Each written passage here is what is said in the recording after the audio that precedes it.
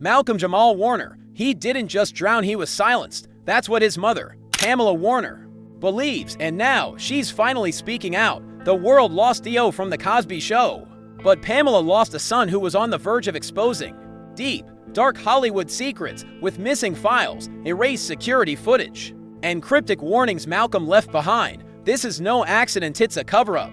If you think the story ends with a drowning, think again. Stay with us, because what you're about to hear will make you question everything. Was Malcolm murdered to protect the industry's darkest truths? Pamela Warner, Malcolm's mother, is no longer staying quiet. She believes her son was targeted before his death. Malcolm had told her he felt watched, even followed, just 48 hours before he died. He left a voicemail for a close friend. His voice was low, serious, and frightened. In that message, he said, "Something's wrong. I'm being watched. I don't know who to trust anymore if something happens to me."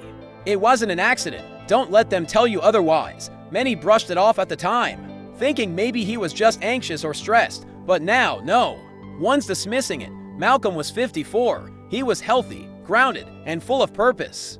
He had taken a step back from acting and was investing in projects behind the scenes. According to those who knew him best, he had never been more focused. He was mentoring young talent and, quietly, working on something massive, a memoir or documentary allegedly titled Behind the Curtain. This project was rumored to expose the hidden abuses and manipulation within the television industry. Sources say it was going to include first-hand stories from his years on The Cosby Show, along with interviews, legal documents, and testimonies from others in the industry. Malcolm wasn't angry, he was determined. He wasn't looking for drama. He wanted the truth out, a friend close to the project said. He wanted to give a voice to those still trapped in the system. He wasn't afraid anymore, and just like that, he was gone. Malcolm's body was discovered at a lakeside property outside Los Angeles, a private location he often visited when working on personal material.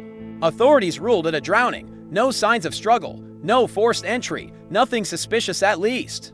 That's what the official report claimed. But here's the problem. Malcolm was an excellent swimmer. He trained regularly. Friends say he often swam laps for stress relief. So how does a strong, fit man like him suddenly drown in calm waters? Even more unsettling, there was a 3-hour gap between when Malcolm was last seen alive and when emergency services were called. To this day, the full 911 call has never been released, and the toxicology report still not public. Pamela Warner was not allowed to see her son's body before the autopsy. That alone raised suspicions. So she demanded a private autopsy, and what it found changed everything. According to insiders, Malcolm's body showed bruising around his ribs and injuries to his neck. These were not consistent with drowning. Pamela was horrified. She became convinced that her son was silenced because of what he was about to reveal. And she wasn't the only one. Fans immediately took to the internet, and within hours, hashtags like #JusticeForMalcolm and #ProtectPamela Warner began trending. Many started analyzing his recent social media posts, cryptic messages that hinted at danger and betrayal. One post read, "You can't be silent forever. Truth has a way of clawing its way out." Another simply said, "The walls are closing in." The silence from Hollywood was deafening. When an actor as beloved and influential as Malcolm-Jamal Warner pauses, you expect tributes, memorials, interviews. But instead, there were only a few vague tweets, no tribute shows, no statements from major networks, not even a proper acknowledgement from the studio that launched his career. Why? Why were so many people afraid to speak up? Behind the scenes, the situation took an even darker and more chilling turn. Just 2 days after Malcolm-Jamal Warner's private funeral, something deeply suspicious happened. His Los Angeles apartment, locked, quiet, and supposedly secure, was broken into. But this wasn't your average burglary. Whoever entered wasn't looking for cash, jewelry, or electronics. Those were left untouched. What they did take, however, were his journals, hard drives, and key documents, the very materials believed to be connected to Malcolm's secret exposed project. Even more bizarre was the aftermath. The building's security footage had been completely wiped. No suspects, no images, no record of who entered or how. For Malcolm's grieving mother, Pamela Warner, the intent was crystal clear. This wasn't theft, it was a targeted erasure. She confided in a close friend, saying they don't want his story told.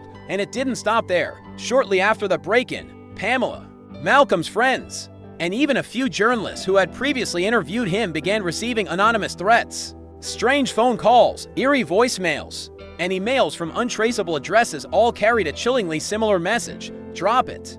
Let him rest, don't dig too deep. But Pamela didn't back down. She wasn't intimidated. She responded by hiring a private investigation team, one with ties to former federal agents. She also reconnected with trusted journalists from Malcolm's inner circle.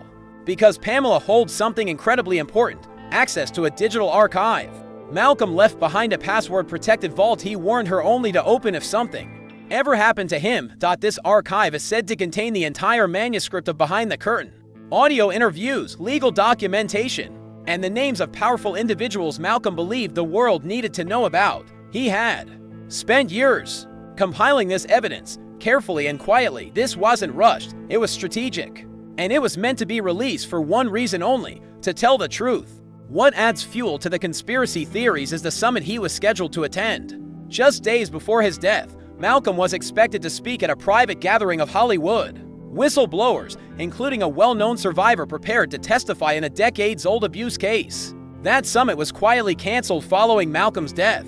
The survivor disappeared from public view, and documents related to the event have mysteriously vanished. Surveillance footage from Malcolm's storage unit, where he kept key materials, reportedly malfunctioned.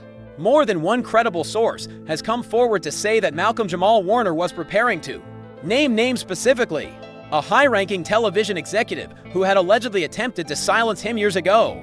This executive, they claim, tried to shut Malcolm down the moment he began raising serious concerns about racial inequality and inappropriate behavior happening behind the scenes of the very shows that built careers, made headlines, and shaped American culture. Malcolm had seen too much, and he was done keeping it to himself. If his exposed rumor to be titled Behind the Curtain had been released, it wouldn't have just made headlines, it could have burned down legacies, toppled executives, and shattered networks. This wasn't some petty tell-all.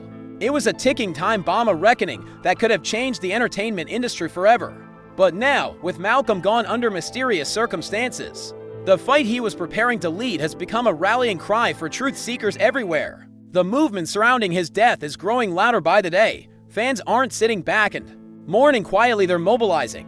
On TikTok, content creators are piecing together timelines, analyzing interviews, and creating mini documentaries that have garnered millions of views. Over on Reddit, threads are exploding with theories, timelines, and calls for deeper investigations. And YouTube, it's flooded with long-form breakdowns of Malcolm's last days. One particularly powerful video with more than 3 million views asked a hauntingly valid question: how does a man who helped shape television history get less media attention than a reality TV breakup? That question hit home for a lot of people, because it's not just about Malcolm anymore. It's about what his silence represents and who benefited from it. Petitions are now circulating across the internet, gaining momentum and signatures by the hour. They demand that the LAPD reopen the case surrounding Malcolm's death. They point to the 3-hour delay before emergency services were called. They highlight the private autopsy ordered by his mother, Pamela Warner, which revealed bruising and injuries inconsistent with drowning. And they demand answers about the files stolen from Malcolm's apartment, files that conveniently disappeared while valuables were left untouched. Even more compelling than the petitions are the people now ready to speak out. A former production assistant from The Cosby Show era is allegedly preparing to go public, ready to confirm that the environment on set wasn't as wholesome as it appeared. Their experiences line up with what Malcolm was said to be documenting: decades of buried secrets, manipulation, and abuse within the very heart of the entertainment empire. One insider close to Malcolm summed it up perfectly: he wasn't alone in what he knew. Others know, too. But his death, this tragic and suspicious death, might be the very thing that forces the truth to the surface. If that's the case, we may be standing on the edge of one of the most explosive Hollywood exposes since the Harvey Weinstein scandal. It all began with a man who gave everything to a role that reshaped television. Malcolm-Jamal Warner wasn't just an actor, he was a cultural icon. As Theo Huxtable, he became a beacon of hope, a rare, non-stereotypical portrayal of a young black man on television. But off-screen, he was something even more powerful: a man of integrity, a quiet revolutionary, a truth teller who believed in something bigger than himself. And that's why the questions still haunt us, because silence, in this case, may not just be suspicious, it might be criminal. Malcolm-Jamal Warner didn't die by accident, he was silenced. But his voice isn't gone, it lives on through his mother, his fans, and the truth we refuse to bury, like this video to demand justice and keep Malcolm's story alive. Thanks for watching.